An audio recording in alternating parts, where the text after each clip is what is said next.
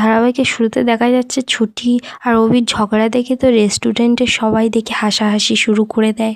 অভি তো তখন রেগে গিয়ে সবাইকে বলে, কি দেখছেন এদিকে, সবাই নিজেদের খাবার খান।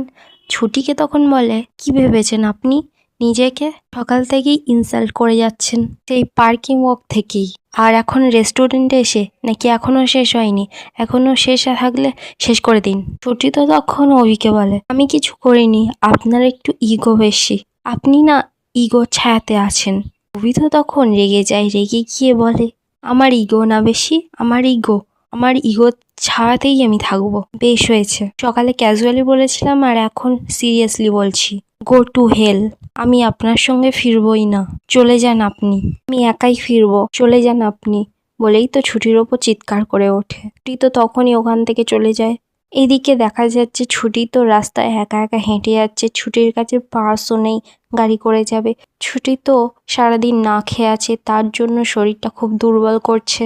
অভির কথা ভাবতে ভাবতে হাঁটতে থাকে ছুটি। এদিকে দেখা যাচ্ছে অভি তো বাড়িতে ফিরে এসেই গাড়িতে দেখে ছুটির পার্সটা গাড়িতেই পড়ে আছে, ছুটি নিয়ে যায়নি। তখন মনে করে স্কুটিটাও নিয়ে যায়নি ছুটি, আর ও আমার সঙ্গে তো বেরিয়েছিল, ও বাড়িতে ফিরবে কি করে ভাবতে ভাবতে অভি ওখান থেকে চলে যায়।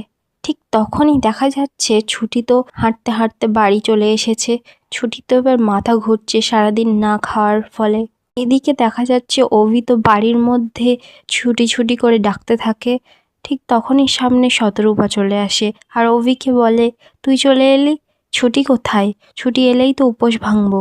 অভি তো তখন মনে করে যে ছুটি তাই জন্য খেতে চায়নি। ঠিক তখনই দেখা যাচ্ছে ছুটি তো এবার বাড়ির মধ্যে চলে এসেছে দুর্বল হয়ে, মাথা ঘুরে ওখানে পড়ে যায় ছুটি।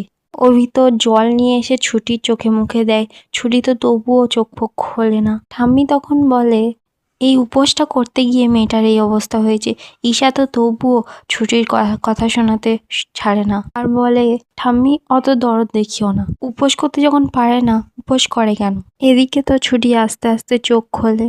অভি তো জল খাওয়াতে যায়, ছুটি তো জল খেতেই চায় না। ঠাম্মি তখন বলে, বৌমা বলে দাও ওকে, যতই আমি নাথ বউ না বলে মানি, কিন্তু ও আমার দাদু ভাইয়ের স্ত্রী তো সূর্যাস্ত্র হয়ে গেছে, এবার জলটা খেতে পারে, জলটা খেতে বলো। শতরূপাও তখন বলে, স্বামীর হাতের জল খেয়ে তো উপোসটা ভাঙে, অভি তো তোর স্বামী, তুই জলটা তাহলে খাচ্ছিস না কেন। ঠাম্মিও তো তখন জোর করে করে বলে খাওয়ার জন্য। ছুটি তো এবার ভাবতে থাকে, এত সবার ভালোবাসা, স্বর্ণলতার রয়ের মতো এমন মানুষ আমাকে নিয়ে ভাবছে, এত সুখ আমার কপালে ছিল। ইগো কমানোর তো এমন মনে হয় আমি আবার জড়িয়ে পড়ছি, ঠাম্মির স্নেহে, মায়ের প্রশ্রয়ে, শিখার ভালোবাসা এসবে জড়িয়ে যাব। শুধু যাবে না ওনার শর্ত অনুযায়ী, 1 বছরের জন্য এসব কি মানায়? এসব যদি করি উনি আবার সুযোগ বুঝে তুলোধনা করবে। অভি তো এবার জোর করে ছুটিকে জলটা খাইয়ে দেয়। কিছুটা সময় কাটার পর দেখা যাচ্ছে ছুটি আর বাড়ির সবাই মিলে তো মন্দিরে চলে এসেছে। এসেই তো ছুটি গান গাইছে আর মহাদেবের মাথায় জল ঢালছে।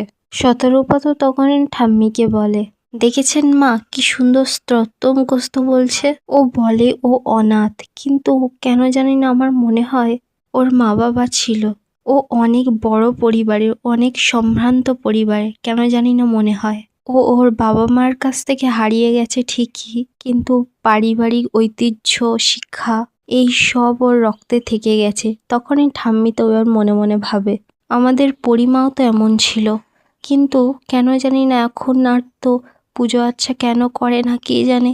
আসলে এতদিন অনাথ আশ্রমে থেকেছিল তো, তাই অনাদারে সব কিছু ভুলে গেছে।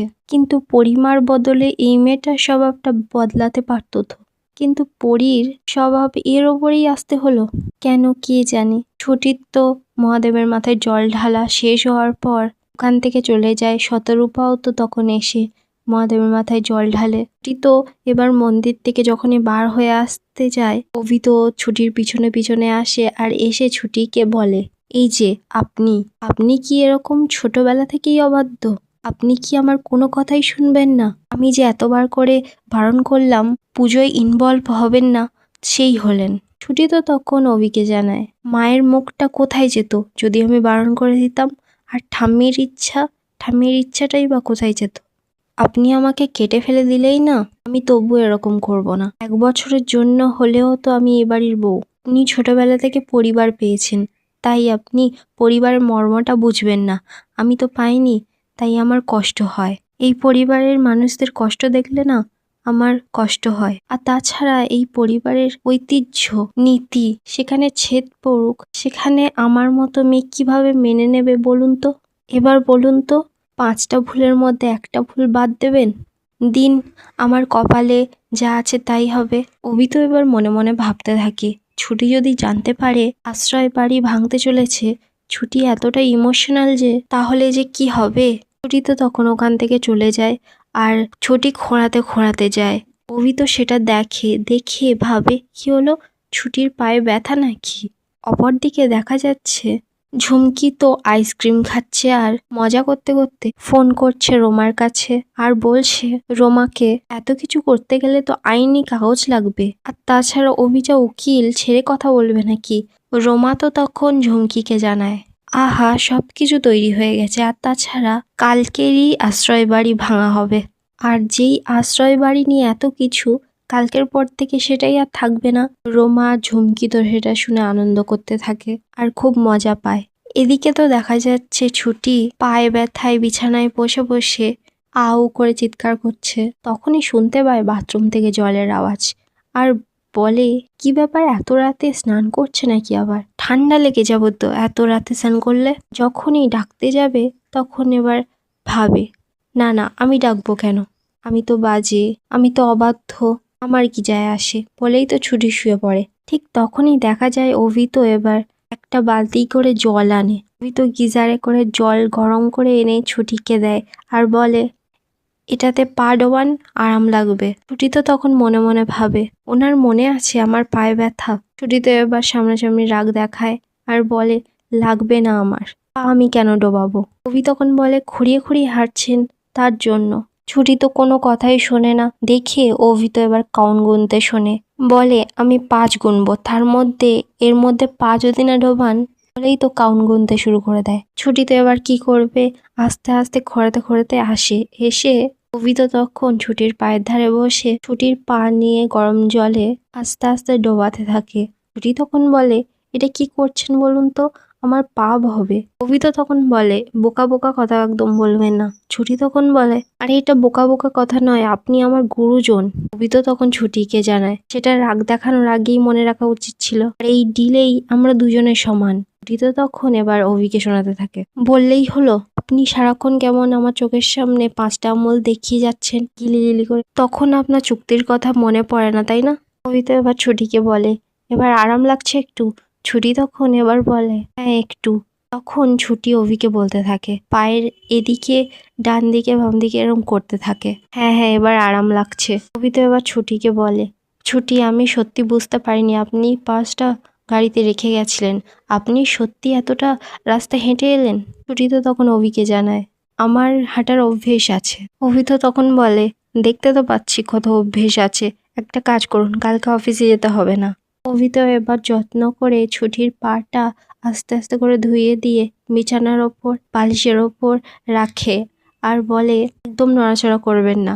ছুটি তখন অভিকে বলে আগেও তো আমার পা ব্যথা হয়েছে, তখন তো আর কেউ এরকম যত্ন করতো না। 1 বছরের চুক্তিতে কেন এমন?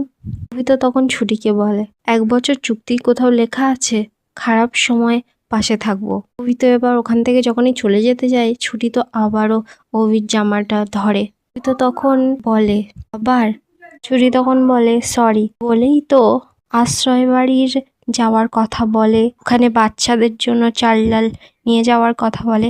অভি তো শুনেও না শোনার ভান করে আর এমন ভাব দেখায় যেন কারোর ফোনে কথা বলছে। অভি এবার ফোনে যখন হ্যাঁ বলে ছুটি তো তখন ভাবে ওকে বলেছে, বলেই তো আনন্দে আনন্দে শুয়ে পড়ে আর ভাবে ওকেই বলেছে কালকের ও আশ্রয় বাড়িতে যাবে। কিন্তু এদিকে অভি তো অন্য কারোর সাথে কথা বলছে ফোনে।